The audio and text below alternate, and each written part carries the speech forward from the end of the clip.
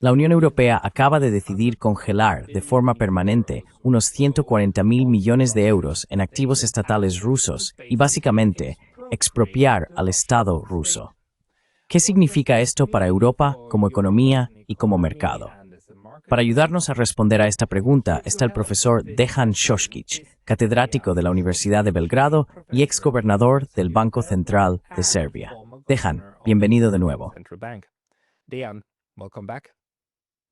Muchas gracias por la invitación. Muchas gracias por haber hablado primero de esto por correo electrónico y ahora por estar dispuesto a discutirlo ante la Cámara. Como ex banquero central, ¿qué pensó cuando oyó que realmente iban a hacerlo? Que no solo iban a congelar esos fondos de forma temporal durante 6 meses con necesidad de renovación, sino que los iban a congelar de manera permanente. Hay prácticamente 0 posibilidades de que esos fondos se liberen en un futuro próximo.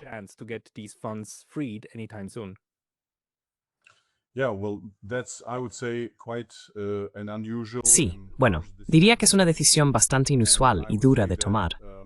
Y diría que al enseñar finanzas a estudiantes de grado y al hablar de los fundamentos de cómo funciona el sistema financiero, siempre debemos abordar la confianza como un componente muy importante de dicho sistema. La confianza es esencial para tener fe en la moneda que utilizas. La confianza en que la moneda será capaz de, digamos, preservar tu poder adquisitivo hasta el día siguiente en que decidas usarla. Pero también la confianza en todos los instrumentos financieros, es decir, los depósitos, las líneas de crédito y el respeto por la propiedad de los activos que se prestan a otras personas.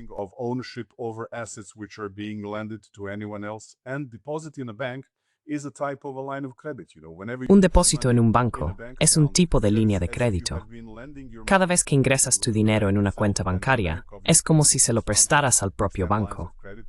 El banco utiliza esos fondos para conceder líneas de crédito y para hacer otras cosas con tu dinero, invertir en valores, ofrecer garantías adicionales y llevar a cabo todas las demás actividades habituales de un banco normal.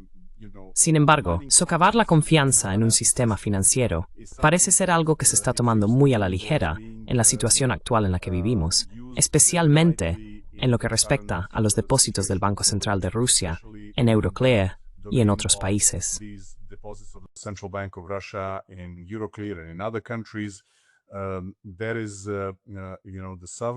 Existe la propiedad y la titularidad soberana de un Estado. Y no se puede asumir fácilmente que ese dinero sea, en cualquier caso, el producto de, digamos, actividades que pudieran ser objeto de responsabilidad en un procedimiento judicial. No se pueden establecer paralelismos fácilmente, con por ejemplo un tribunal, que a veces puede ordenar la incautación y el bloqueo de bienes pertenecientes a personas procesadas por actividades delictivas. Normalmente, eso se decide de forma temporal por el tribunal hasta que se completa todo el procedimiento y se emite un veredicto sobre el que basar los pasos siguientes. Por tanto, este tipo de congelación de activos, sin ningún procedimiento judicial, especialmente en los casos en que los estados son los propietarios de esos activos y en los que no se puede imaginar que su origen esté en actividades delictivas, resulta sumamente problemático.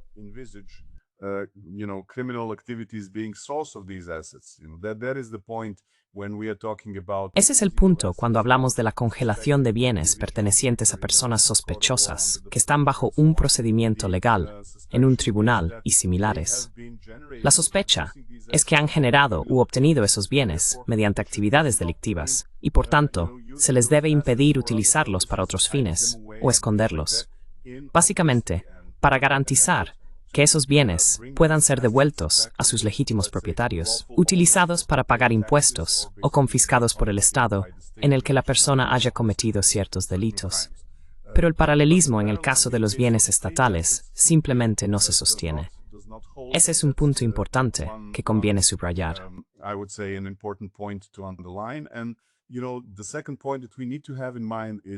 Y el segundo punto que debemos tener en cuenta es que aquí estamos hablando de decisiones tomadas por órganos ejecutivos, como la Comisión. Forma parte del poder ejecutivo del Estado. No es legislativo, no es judicial, es ejecutivo. Así que, si el Poder Ejecutivo es lo bastante fuerte como para, digamos, anular un contrato y el derecho de propiedad, eso transmite, diría yo, un mensaje negativo para el funcionamiento general del marco jurídico en la jurisdicción donde ocurren tales cosas. Y en este caso, diría que hay una preocupación adicional. Ahora estamos tratando con activos denominados en euros. En primer lugar, estaban en forma de valores dentro de Euroclear. Y Euroclear es una institución algo más compleja de lo que suele comentarse.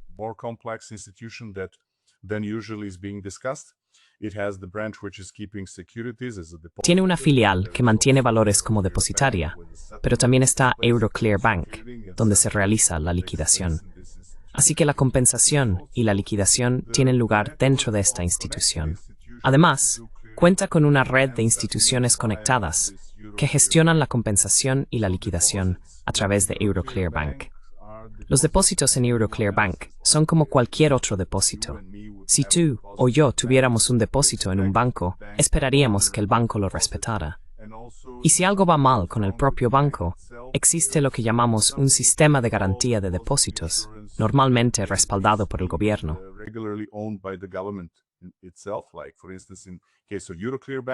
Por ejemplo, en el caso de Euroclear Bank, que está en Bélgica y forma parte del Eurosistema, está supervisado por el Banco Central de Bélgica como parte del Sistema Europeo de Bancos Centrales, que ahora supervisa a los principales bancos de la zona euro, la unión bancaria tal como la conocemos.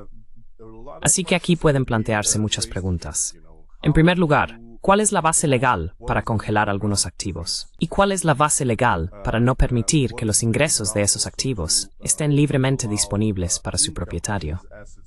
Ese es, digamos, el segundo asunto que surgió.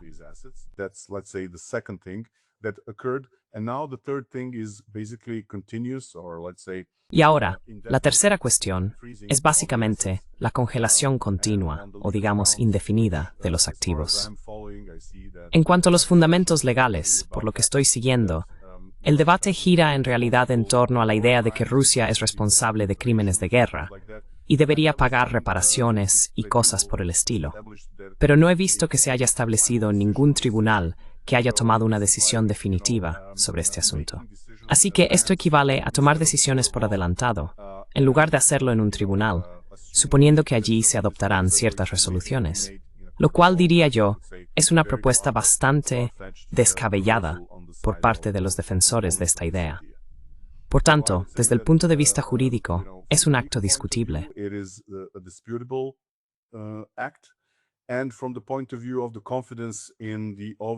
Y desde el punto de vista de la confianza en el sistema bancario europeo en su conjunto, la confianza en instituciones como el Banco Central de Bélgica y el gobierno belga, pero también, dado que Euroclear es uno de los mayores sistemas de compensación de Europa, además de Euroclear, está Clearstream, que gestiona la mayoría de las transacciones de valores. Eso también enviaría una señal a cualquier inversor que desee invertir en activos financieros denominados en euros, incluidos los bonos de deuda soberana emitidos por cualquier país de la eurozona.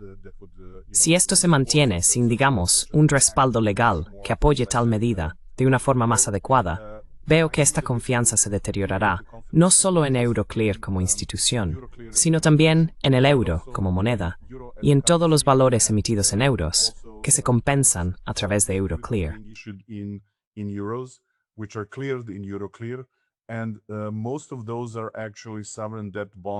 Y la mayoría de esos son en realidad bonos de deuda soberana emitidos por los Estados miembros de la eurozona, y algunos otros también. Así que esto es, en mi opinión, algo que realmente va en contra de los principios básicos de un sistema financiero sólido. Si miramos hacia atrás en la historia, podemos ver lo importante que es la confianza. Incluso se puede encontrar en uno de los textos legales más antiguos del mundo, el Código de Hammurabi del antiguo Estado sumerio. Dice que quien no devuelva lo que debe será esclavizado hasta que pague su deuda. Por tanto, generar confianza en un sistema financiero es un componente crucial que no debe socavarse. Y este paso, en mi opinión, no es un paso en la dirección correcta.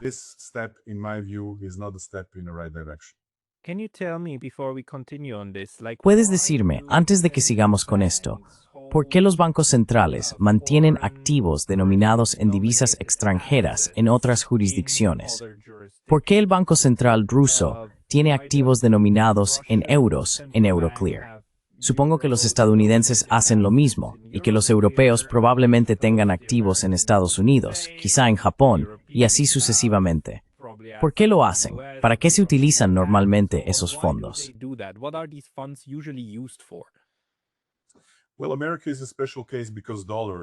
Bueno, Estados Unidos es un caso especial, porque el dólar es un caso especial, ya sabes, y tienen la capacidad de emitir dólares, así que no necesitan mantener tantas reservas. Pero para otros países del mundo, es una práctica habitual tener algo llamado reservas de divisas. Esas son reservas principalmente en las monedas, en las que el país realiza la mayor parte de su comercio. Compran y venden bienes. Y también es necesario analizar en qué moneda se especifican las facturas del comercio entre las entidades de tu país y el resto del mundo.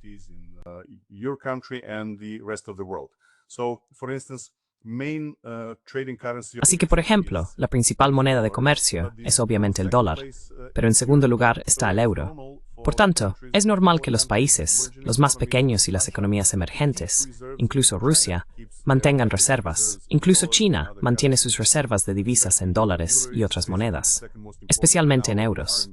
El euro es básicamente el segundo más importante ahora.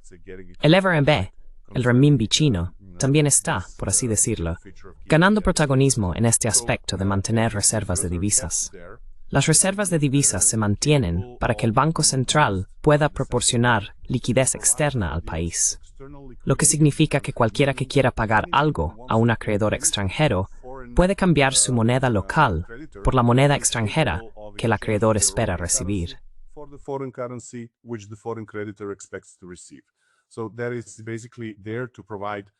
Así que básicamente, eso está ahí para garantizar, digamos, un funcionamiento fluido de las transacciones internacionales. Y a veces, estas reservas de divisas también pueden utilizarse para intervenir en el mercado de divisas, es decir, para eliminar grandes inestabilidades en el tipo de cambio, o, en ocasiones, si se quiere fijar el tipo de cambio durante un determinado periodo de tiempo, se puede hacer interviniendo en el mercado de divisas. Y esas intervenciones provienen de las reservas de divisas. Volviendo a un paso que quizá deberíamos haber mencionado antes, las reservas de divisas pueden mantenerse básicamente en tres tipos de activos. Dinero en cuentas en bancos de otros lugares, incluso bancos extranjeros, y estos bancos deben ser de la máxima calidad posible. Y el segundo tipo son los valores.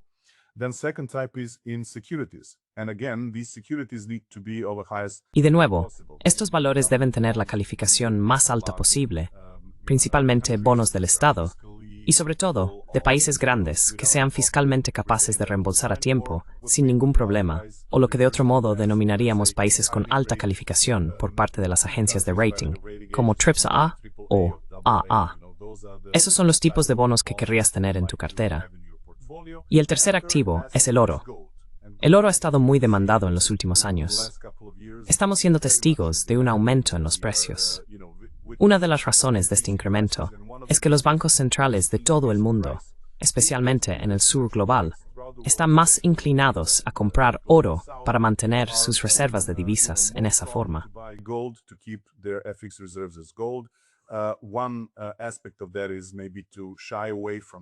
Un aspecto de eso es, quizá, alejarse de los mercados en dólares. El otro es actuar con más cautela respecto a la posible congelación de activos y cuestiones similares. Mencionamos en nuestro video anterior, cuando tratamos temas parecidos, que no es la primera vez que ocurre algo así. Lo vimos con Afganistán, con Venezuela, con Irán y con otros países. Así que no es, como dicen algunos, una situación aislada. Ya no es una situación aislada, lleva ocurriendo desde hace tiempo. Y por eso, por la solidez del sistema financiero actual, los responsables de las decisiones deberían esforzarse de verdad por evitar hacer algo que perjudique la estabilidad y la confianza en el sistema. If I may just add one thing, there is Si me permite añadir algo, existen bastantes trabajos teóricos reconocidos en el campo que demuestran que la confianza es un pilar fundamental para que el sistema financiero funcione.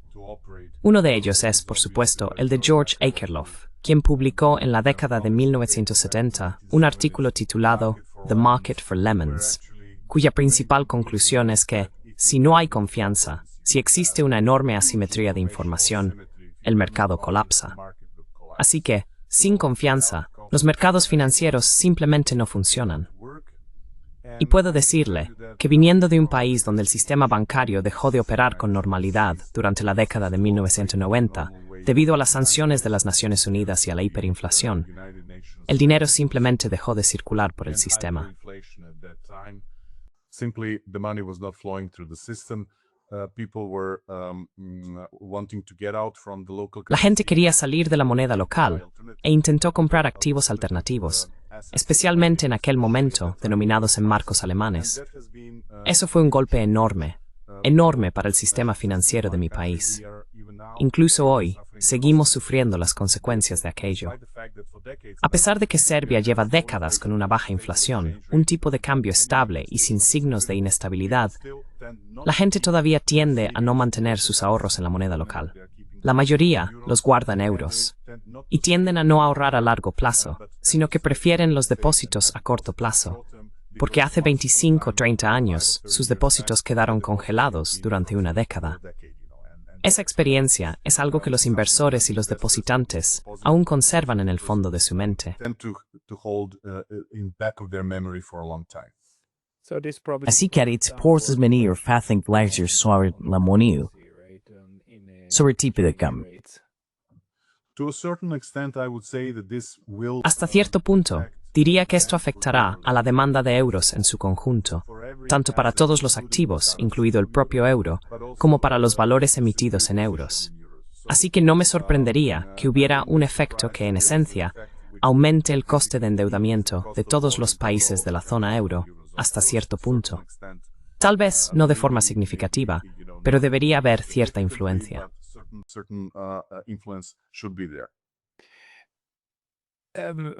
¿Por qué tenía Rusia tantos activos en Euroclear? Porque, en mi opinión, pensaba que el Banco de Pagos Internacionales, el BIS de Basilea, era el banco de los bancos centrales. Creía que cumplía esa función de garantizar que los bancos centrales pudieran seguir compensando sus deudas entre sí y que el sistema monetario siguiera fluyendo. Entonces, ¿por qué había tanto dinero en esa cuenta de Euroclear? ¿Es solo por una decisión de la Unión Europea o por algún tipo de patrón oro?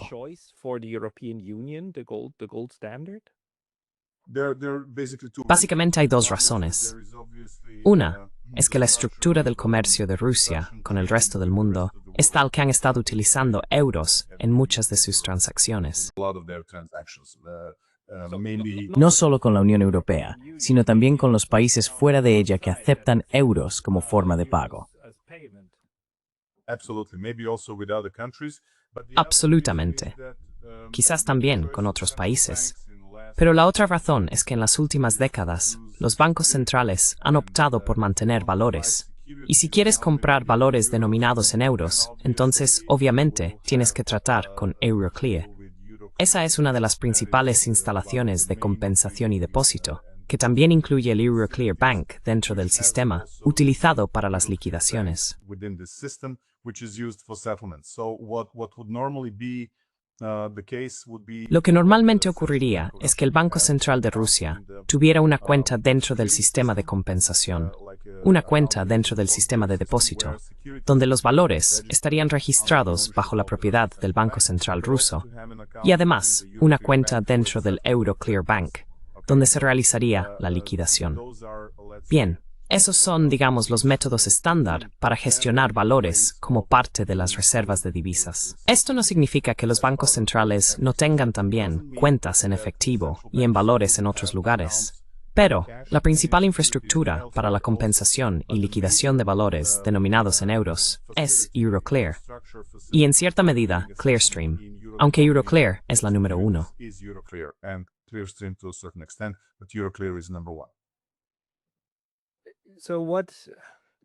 Entonces, por cierto, ¿has visto tú mismo ese sistema alguna vez? Debería imaginarlo un poco como mi sistema de banca en línea, donde el Banco Central de Rusia tendría acceso a un portal en línea y vería 140 millones, lo que hay en valores, lo que hay en activos, y luego vale, poner esto aquí y pagar a aquel por esto. ¿Debería imaginarlo así? No, básicamente, esos son sistemas de anotaciones en cuenta. Las anotaciones son importes de dinero registrados electrónicamente que tienes en tu cuenta y los valores que posees en tu depositario, como en un sistema de negociación. Básicamente, Euroclear realiza una función similar a la de un sistema de depósito central de valores a nivel nacional en la mayoría de los países. Es necesario disponer de un lugar donde se registre la propiedad de los valores, y normalmente se hace a través de un intermediario financiero, como una sociedad de valores o un banco. En el caso de los bancos centrales y Euroclear, creo que la comunicación es directa.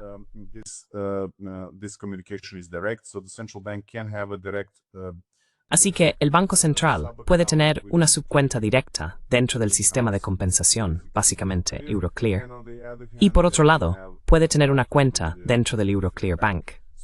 Eso es, en esencia, lo que ocurre cuando se trata de valores.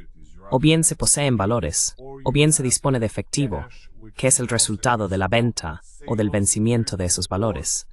La mayoría de los valores en poder del Banco Central de Rusia han vencido en los últimos años, por lo que el dinero se ha transferido a su cuenta de efectivo dentro del banco de compensación.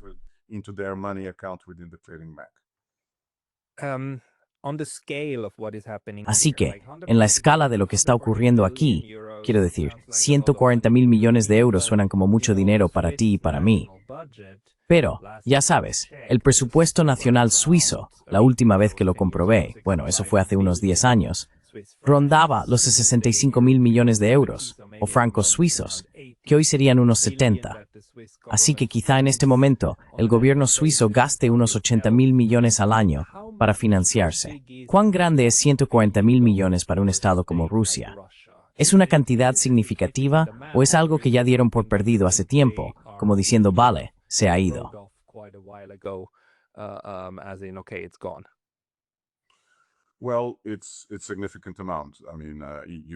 Bueno, es una cantidad considerable. Quiero decir, no se puede subestimar. Las cifras que circulan a veces son incluso más altas, 180, incluso 200.000 millones de euros. Pero ya sabes, para una economía que ronda los 6,5 billones, eso representa sin duda un par de puntos porcentuales de su PIB anual. Así que es, definitivamente, una gran cantidad de dinero. Estoy seguro de que una economía de ese tamaño puede sobrevivir sin ello. Quiero decir, ese no es realmente el problema. Pero diría que es una cuestión de principios, una cuestión de legalidad, y de si apoyas los pilares básicos del sistema financiero europeo, o los estás socavando con decisiones como esta. Y obviamente en este momento también estamos oyendo hablar de ciertas formas en que se va a llevar a cabo todo el plan.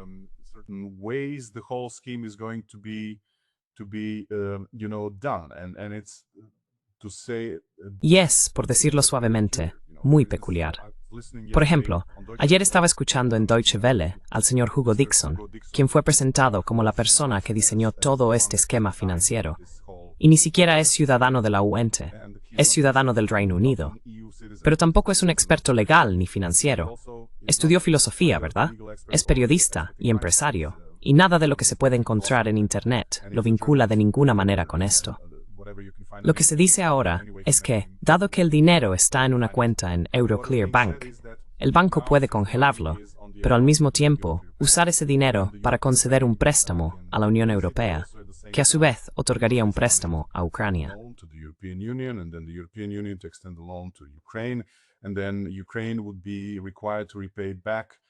Y entonces, Ucrania estaría obligada a devolver este préstamo solo si Rusia paga las reparaciones de guerra, y así sucesivamente.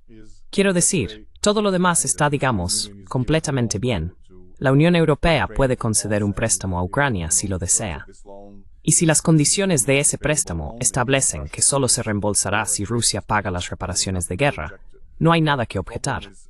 Pero el problema es, ¿cómo se puede obligar, digamos, al Euroclear Bank a conceder un préstamo a la Unión Europea con fondos depositados a nombre de otra persona. Así que diría que esto apenas puede explicarse de otro modo que como una confiscación de los activos de otra persona, y básicamente como hacer cosas que son completamente contrarias al contrato que se firma al abrir una cuenta. Which is being signed when you open an account. You know, when you open an account in a bank and deposit. Cuando abres una cuenta en un banco y depositas dinero, existen ciertos, criterios y obligaciones bien conocidos por ambas partes. Y en ese tipo de contratos nunca se estipula que el dinero vaya a ser congelado por una decisión política o algo parecido. Eso resulta básicamente muy difícil de entender, de ver qué ocurra en un sistema financiero, y diría que es perjudicial para la confianza. Estábamos comentando, justo antes de empezar Whitesnake a grabar esta conversación, cómo se están imponiendo ciertas cosas a través de individuos y demás.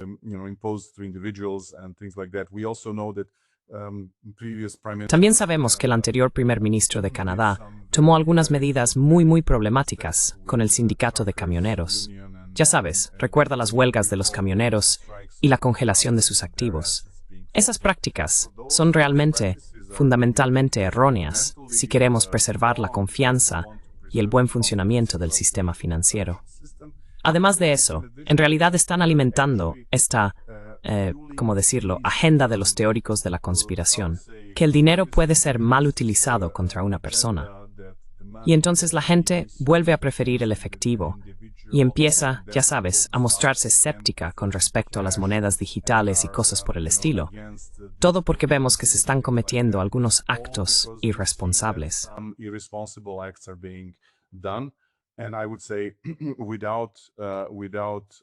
Y yo diría que sin una competencia real en el ámbito de las finanzas, es muy fácil destruir la confianza en el sistema financiero, pero muy difícil recuperarla. Es vital para la intermediación financiera normal y para el funcionamiento del sistema financiero que exista confianza por todas las partes. Si miramos atrás a cualquier crisis financiera, por ejemplo, recordando la de 2008, cada vez que hay una crisis financiera, lo que ocurre es que el sistema identifica a algunas personas o procesos culpables, pero también modifica el marco legal para evitar que una crisis así vuelva a suceder. Y eso se hace precisamente porque es necesario restablecer la confianza para que el sistema funcione. Una vez que no se es capaz de restablecer esa confianza, el sistema no funciona bien.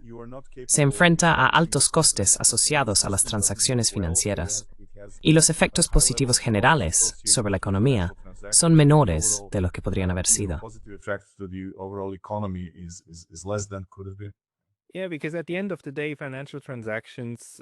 Sí, porque al final del día, las transacciones financieras son una cuestión de derechos y obligaciones.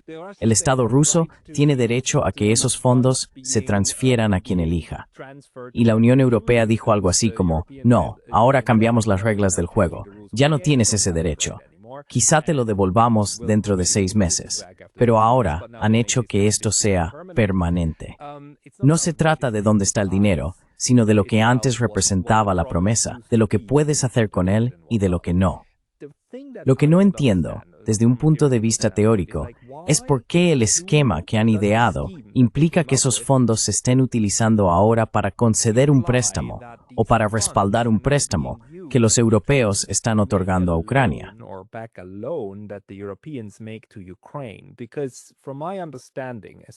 Porque, según tengo entendido, especialmente en el ámbito contable, cuando se concede un préstamo, al mismo tiempo se crea un activo. En realidad, no se necesitan fondos físicos depositados en algún lugar para poder prestarlos, porque una vez que los europeos conceden un préstamo, los ucranianos adquieren la obligación de devolverlo, ¿verdad? Entonces, ¿cuál es la idea de usar ese dinero? ¿Por qué es tan importante ese dinero para los europeos a la hora de conceder el préstamo a los ucranianos y sentir que ya no tienen responsabilidad por él? Son los rusos los que están obligados a responder.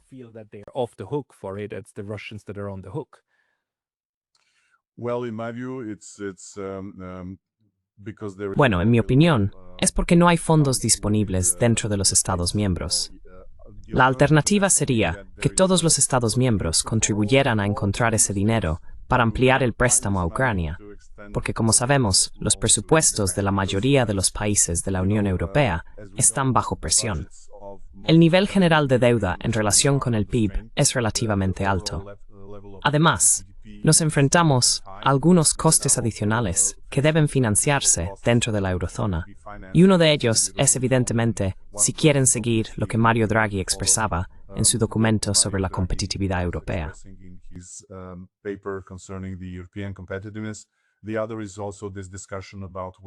El otro asunto es este debate sobre si los países europeos aumentarán o no sus contribuciones al sector de defensa hasta el 5% del PIB. Son cantidades enormes que necesitan financiación. Y en tiempos de recesión, en la mayoría de los países, especialmente en Alemania y algunos otros, la producción económica no está realmente ganando ritmo. No es fácil encontrar fuentes adicionales de financiación. Y a lo que te refieres es, supongo, this structure finds them George, that's right, this net fine for. Al constat is the Greystow.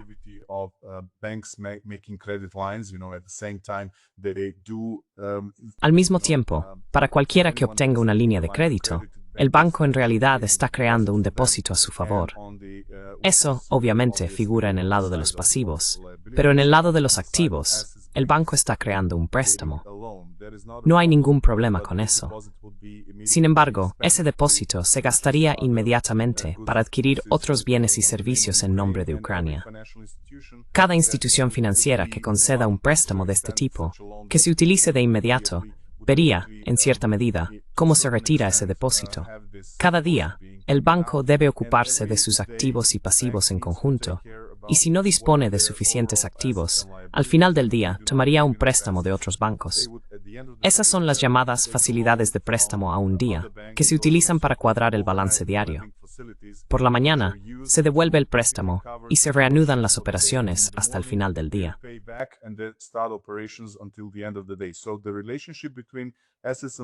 Así que la relación entre activos y pasivos debe mantenerse, aunque cada vez que se crea un préstamo, también se crea un depósito. Pero ese depósito no necesariamente permanece allí mucho tiempo, puede utilizarse para realizar pagos. Por ejemplo, si Ucrania toma directamente el préstamo, lo más probable es que pague a quien fabrique las armas y demás. Esa podría ser una entidad que no tenga un depósito en ese banco en particular.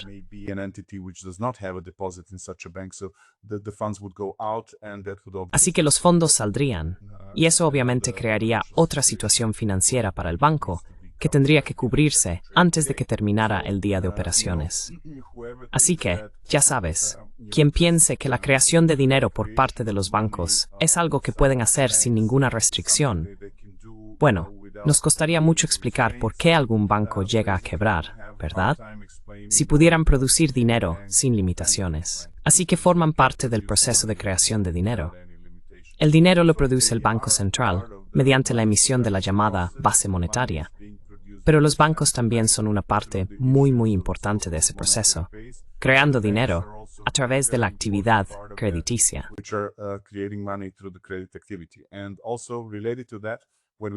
Y también relacionado con eso, cuando volvemos atrás, muchas personas se preguntaban cómo era posible que Ben Bernanke estuviera emitiendo tanto dinero en 2008 y no se produjera inflación en Estados Unidos.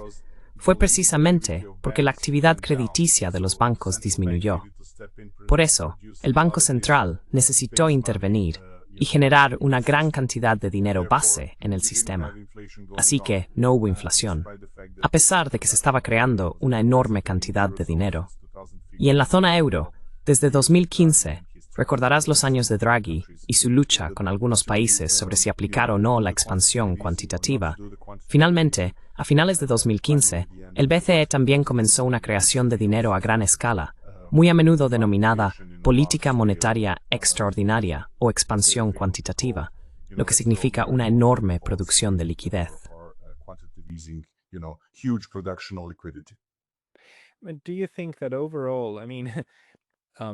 ¿Crees que en general, si hacen tanto alboroto por esos 140.000 millones, esperan que ese dinero no se devuelva? Es como si proviniera de una línea de crédito normal de la Unión Europea. Sería evidente que los bancos o las entidades que la conceden no esperarían recuperarlo. Con Ucrania, los europeos entienden más o menos que Ucrania nunca lo devolverá, ¿verdad? Por eso se quiere asegurar con otro activo que equilibre sus balances, ¿no? Se trata de eso. Y se hace con un activo inmovilizado de los rusos. ¿Es esa la idea?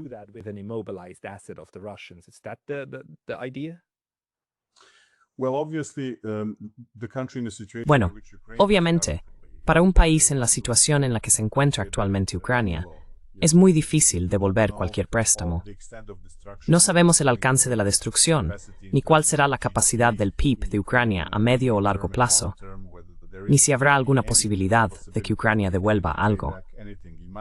En mi opinión, este es un país que no debería estar devolviendo préstamos, sino recibiendo subvenciones y otro tipo de apoyo financiero para reconstruirse tanto como sea posible. Sin embargo, en relación con este plan que se está debatiendo, oímos con mucha frecuencia el término préstamo con garantía, lo que significa que los activos rusos se van a utilizar como garantía.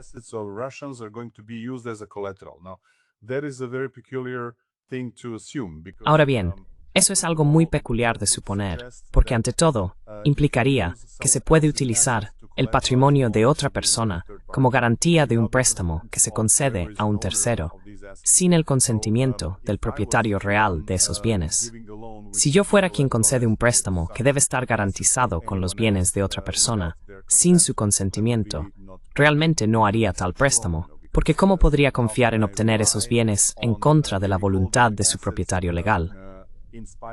Así que, en ese sentido, la garantía me parece muy poco probable. Sin embargo, lo que he oído, escuchando al señor Hugo Dixon, que se presenta como el arquitecto de este plan, es que está hablando de otra cosa. El congelamiento permanente que la Unión Europea decretó la semana pasada. Prácticamente, un congelamiento permanente, ¿verdad?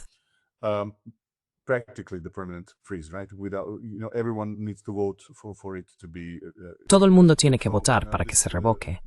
Así que este bloqueo prácticamente permanente se va a utilizar, como ya sabes, la base para usar realmente este dinero para conceder un préstamo a la Unión Europea, de modo que luego pueda conceder un préstamo a Ucrania. Y este préstamo solo se reembolsará si los rusos pagan reparaciones de guerra a Ucrania. Así que, esto es, en mi opinión, ¿cómo decirlo?, difícilmente algo que se pueda considerar una propuesta seria y sólida. Es algo que, en mi opinión, contiene muchos conceptos problemáticos en sí mismo. Es un instrumento financiero inusual, por no decir muy inusual, y diría que es jurídicamente muy discutible, con efectos negativos sobre el sistema financiero europeo.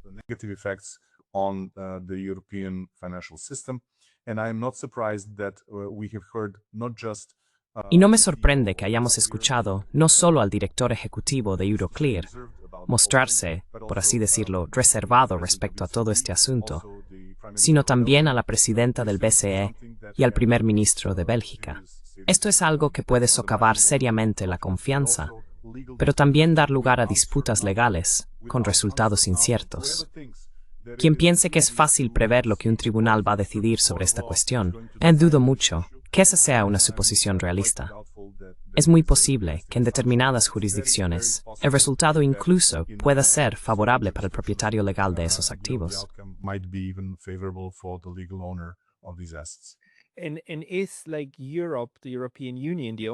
¿Es Europa, la Unión Europea, el único lugar donde Euroclear podría estar ahora en el punto de mira? Porque al fin y al cabo, Euroclear es quien hizo las promesas a los rusos, ¿verdad? Al Banco Central ruso. Son ellos quienes deberían cumplir con sus obligaciones, pero bajo este esquema serán incapaces de hacerlo. Entonces, ¿es Europa, la UM, el único lugar donde podrían surgir disputas legales? ¿O podrían los rusos decir, por ejemplo, que Malasia tiene una relación comercial con Euroclear y que podrían recurrir a los tribunales malasios para decir, oye, tenemos disputas con la entidad con la que hacéis negocios? ¿Es eso una posibilidad?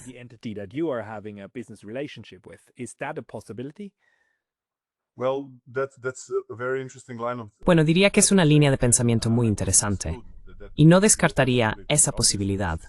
Obviamente se trata de una cuestión legal, pero lo que sí sé es que Euroclear tiene sucursales en Hong Kong, Japón, Singapur y, ya sabes, también en Dubái, y en Pekín algunas oficinas de representación.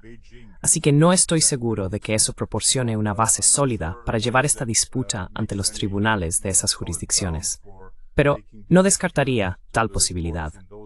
Es, evidentemente, una cuestión legal, y los abogados sabrán más.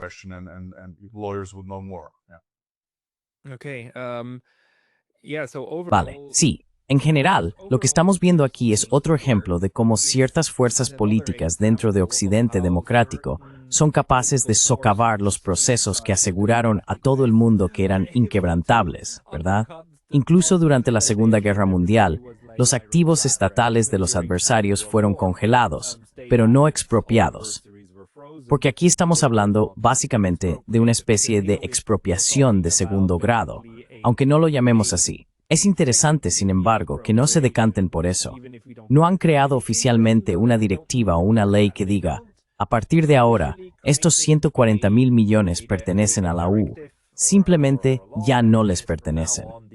¿Por qué crees que están recurriendo a ese esquema tan extraño, en lugar de ir directamente a la vieja y conocida expropiación?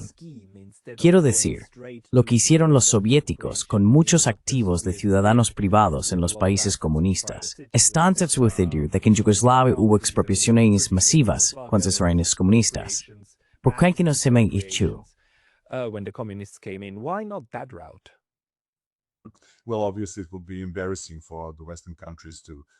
Bueno, obviamente, sería embarazoso para los países occidentales admitir oficialmente que están haciendo algo así, diría yo.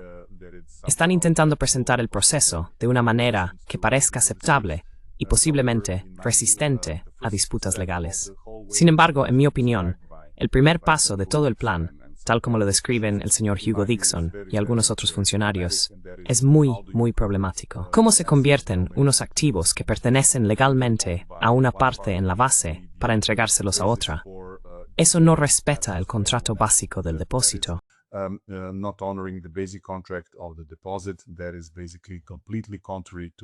Eso es básicamente completamente contrario a la forma habitual de comerciar y de hacer negocios financieros, y es algo por lo que el propio banco podría ser responsable, pero también, en cierta medida, el gobierno de Bélgica.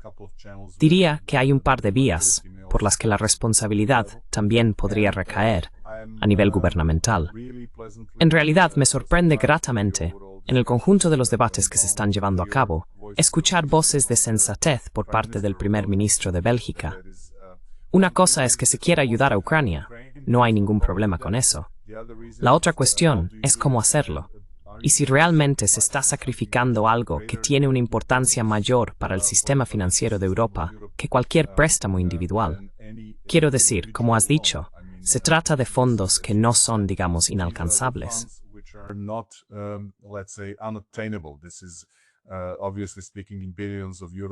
Esto es imposible. Obviamente, cuando hablamos de miles de millones de euros o dólares, se trata de grandes sumas de dinero.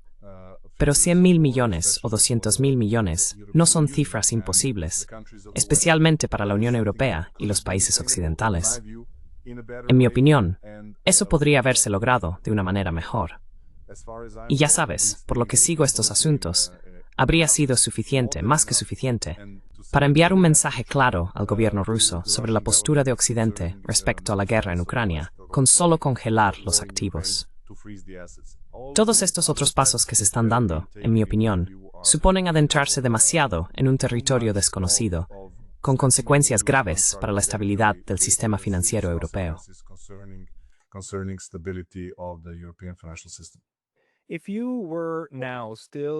Si todavía fueras el gobernador del Banco Central de Serbia y vieras lo que está ocurriendo, y además te dieras cuenta de que Serbia mantiene una relación complicada con la UOME, quiero decir, por un lado, Serbia quiere unirse, pero por otro, existen todas esas exigencias y condiciones y realmente no se sabe hacia dónde van las cosas. ¿Cuál sería tu decisión racional sobre qué hacer a continuación, sabiendo que Serbia tiene una cantidad considerable de dinero en Euroclear? ¿Intentarías buscar otros lugares para hacer lo mismo? ¿Empezarías a considerar el Banco de Pagos Internacionales para transferir fondos allí, en algún sitio fuera de la jurisdicción de los burócratas europeos? Well, this is obviously BIS is obviously. Bueno, el BIS es obviamente una alternativa interesante. Tienen ciertos instrumentos disponibles para que los bancos centrales inviertan. Pero también debemos reconocer la nueva realidad del mundo, y es que los países de todo el planeta compran con frecuencia muchas cosas de distintos tipos, incluso alta tecnología, a China. China es enormemente importante en el ámbito global. Hemos visto que ni siquiera Estados Unidos puede desvincularse de las importaciones y exportaciones chinas, especialmente en ciertos sectores. Por lo tanto, lo que se está estableciendo ahora son instrumentos financieros alternativos, denominados en moneda china, que podrían ser un activo realmente atractivo, especialmente si se considera la estructura cambiante del comercio exterior de la mayoría de los países. Si observas lo que está ocurriendo, por ejemplo, no solo en Asia, sino también en África e incluso en América Latina. For instance, not just Asia, but Africa, even Latin America, the greatest individual trading partner is China. So then El mayor socio comercial individual es China. Por tanto, tiene mucho sentido mantener las reservas extranjeras denominadas en activos que puedan utilizarse para el comercio exterior normal.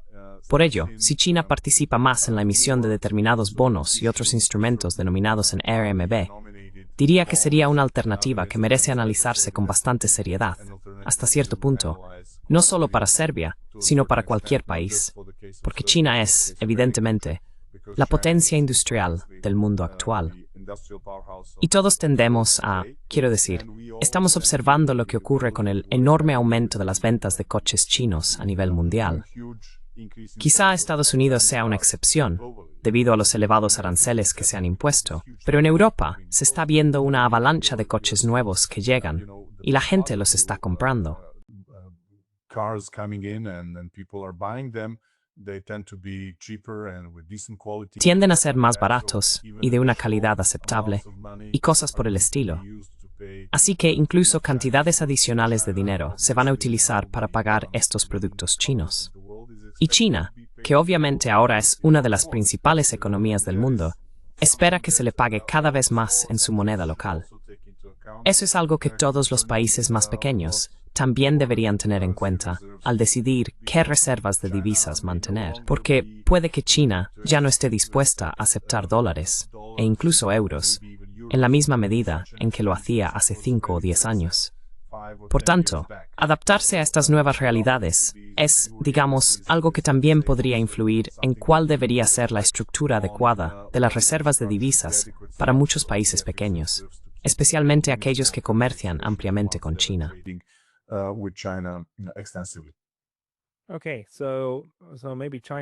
Vale, así que quizá China vaya a beneficiarse de todo este asunto. Pero lo es, quiero decir, en cierto sentido, simplemente un paso lógico más en la multipolarización del mundo. Básicamente, Occidente está desmantelando partes de su propio éxito anterior, que es su fantástico sistema financiero, ¿verdad? Es decir, básicamente estáis enviando una señal que dice algo así como, no, cualquiera que entre en conflicto con los burócratas europeos verá sus activos congelados. Ya no hay garantías de que se respete el debido proceso.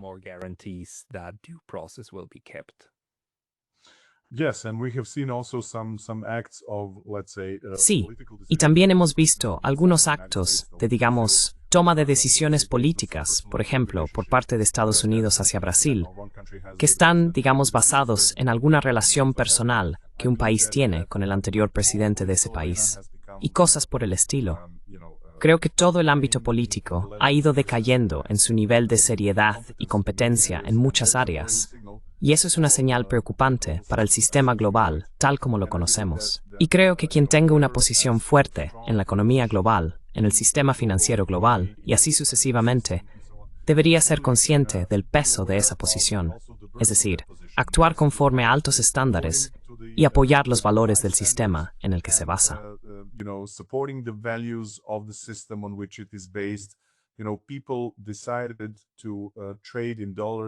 La gente decidió comerciar en dólares y aceptó el euro con mucho entusiasmo, debido al respeto de los contratos, la seguridad de los depósitos y el Estado de Derecho en los países occidentales, gracias a un sistema financiero eficiente que no favorece a nadie, sino que está realmente abierto a cualquier parte y los trata por igual. Esos son, diría yo, elementos muy importantes. Y ya sabes, la instrumentalización del sistema financiero, en mi opinión, solo funciona cuando se presenta como una amenaza, cuando existe la amenaza de utilizar el sistema financiero. Pero una vez que se empieza a usar el sistema financiero como arma, básicamente se está socavando su valor como argumento potencial en disputas globales y frente a adversarios internacionales, y así sucesivamente. Por tanto, el uso del sistema financiero como arma, en mi opinión, marca el primer paso del final del juego por la dominación de dicho sistema.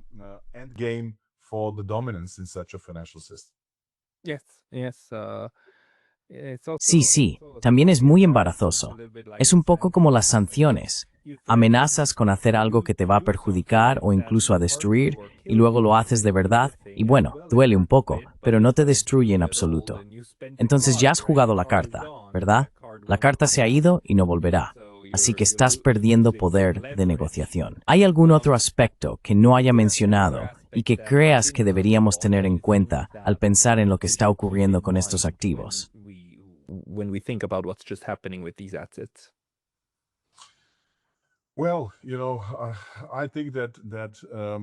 Bueno, ya sabes, creo que algunas de las, digamos, posibilidades para aumentar la liquidez del sistema financiero y de los países dentro de la eurozona en particular no se han explorado en muchos aspectos. Hemos visto, por ejemplo, cómo la Comisión Europea y el FMI trataron la crisis griega a finales de 2009 y qué mecanismos se utilizaron entonces. Vemos que las opciones empleadas fueron subóptimas para el problema que se estaba abordando. En mi opinión, este es otro caso en el que el beneficio global es mucho menor que el posible coste negativo de aplicar esa supuesta solución. Creo que en realidad no es una solución. Podrían haberse utilizado otros métodos. El valor total de este préstamo es relativamente bajo en comparación con el conjunto del sistema financiero de la eurozona y con la capacidad del Banco Central Europeo.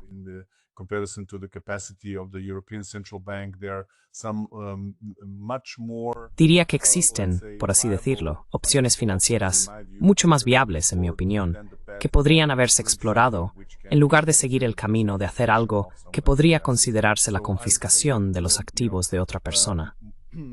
Así que diría que un enfoque más creativo y menos dramático podría producir resultados potencialmente mucho más favorables para la estabilidad financiera general de la eurozona. Y también diría que a nivel global, en referencia a lo que está ocurriendo en Estados Unidos y la instrumentalización del dólar y cuestiones de esa naturaleza, creo que estas medidas que están circulando y siendo debatidas no son, en mi opinión, lo suficientemente maduras, ni siquiera para servir como documento de trabajo, y desde luego no como una solución definitiva a los problemas a los que nos enfrentamos.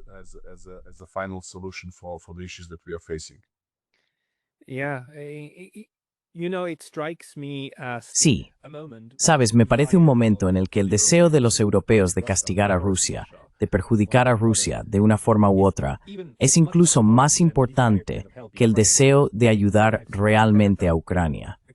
Podrían haber hecho muchas otras cosas, pero creo que la idea de tenemos que castigar a Rusia acabó imponiéndose. Y como con las sanciones, creo que esto probablemente se volverá en contra de la Unión Europea más de lo que afectará a la economía rusa. Aunque no puedo leerles la mente, no puedo saber si realmente creen que esto dañará tanto a los rusos. Sin duda es un nuevo precedente, al menos para la Unión Europea. Ya no te fíes de ellos, es un poco el mensaje, ¿no?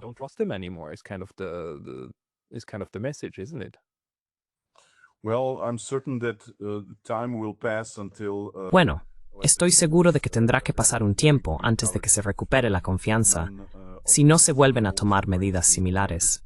No va a suceder pronto, pero lo que se está haciendo, en mi opinión, va claramente por el camino equivocado y está produciendo más efectos negativos que beneficios o ganancias. En cuanto a castigar al agresor y demás, diría que hay una lógica que no se puede realmente discutir. Es razonable pensar que cualquiera que cometa algún tipo de agresión debe ser castigado, pero no vivimos realmente en un mundo en el que eso ocurra siempre. We are not really living in a world where that is always the case. I'm coming from the country which has experienced Vengo de un país que sufrió los bombardeos de 1999, que ocurrieron sin ninguna resolución de las Naciones Unidas, básicamente en contra de la propia Carta de la OTAN. Duraron 78 días, y no hemos recibido ninguna reparación de nadie, por no hablar de otros países. Cualquiera que haya pasado por una experiencia similar puede contarte su versión de la historia. Pero vemos que el mundo no funciona, digamos, de manera imparcial o con principios. Y eso es algo que la gente tiende, ya sabes, a ver y comprender. Y no es un buen mensaje que transmitir.